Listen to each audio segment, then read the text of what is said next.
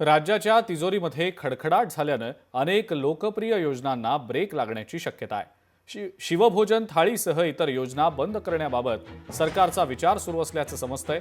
वित्तीय तूट भरून काढण्यासाठी राज्य सरकार मोठा निर्णय घेण्याच्या तयारीत आहे। जवळपास 1 लाख कोटी रुपयांची ही तूट भरून काढण्यासाठी अनेक योजना बंद कराव्या लागणार आहेत। आगामी अर्थसंकल्पासाठी घेण्यात येणाऱ्या विभागनिहाय बैठकांमध्ये या योजना बंद करायच्या का याचीही चाचपणी सध्या सुरू आहे। शिवभोजन थाळी ही आधीच्या महाविकास आघाडीच्या सरकारनं श्रमिक, कष्टकरी, गोरगरीब जनता याच्यासाठी केली होती।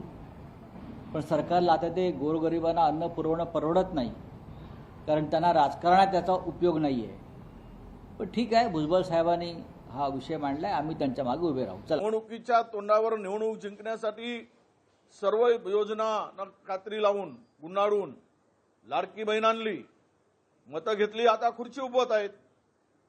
लाडक्या बहिणीचे सुद्धा मोठ्या प्रमाणामध्ये आता 4 व्हीलर आणतील, उद्या 2 व्हीलर, मग स्लॅबचं 2 खोल्याचं घर असेल, घरकुल मिळालं असेल तर तेही काढतील। हळूहळू आणून यांना जो काही आकडा 2.5 कोटीपर्यंत गेला होता लाडक्या बहिणीचा किंवा 3 कोटीपर्यंत होता, तो आता हे 25-30 लाखापर्यंत आणतील। यांची डोकी भ्रष्ट झाली आहेत, विकृत झाली आहेत, अशा पद्धतीचा हे निर्णय घेत आहेत। साधारणपणे 1 लाख कोटीची बिल अजून थकलेली आहेत। मुंबई महानगरपालिकेची पण बिल अजून राज्य सरकारकडे बाकी आहे।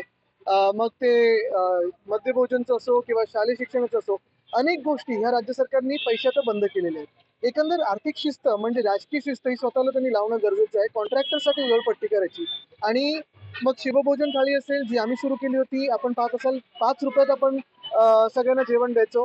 मग ही तर थाळी आपण मोफत केली होती कोविडच्या काळात।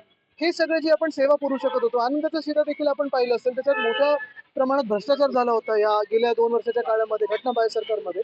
आणि एकंदर कॉन्ट्रॅक्टर्सना ते आवडते कॉन्ट्रॅक्टर्स त्यांच्यावर उधळपट्टी करायची, बाकीचे जे कामं करतात त्यांची बिलं थकवायची, हेच आता भाजपचं सरकार करत आहे। शिवभोजन थाळीच्या बद्दल कुठं गैरव्यवहार होत असेल, कोणतीही भोजनाची थाळी न देता अनुदान घेतलं जात असेल, तिथंच हा प्रश्न आहे।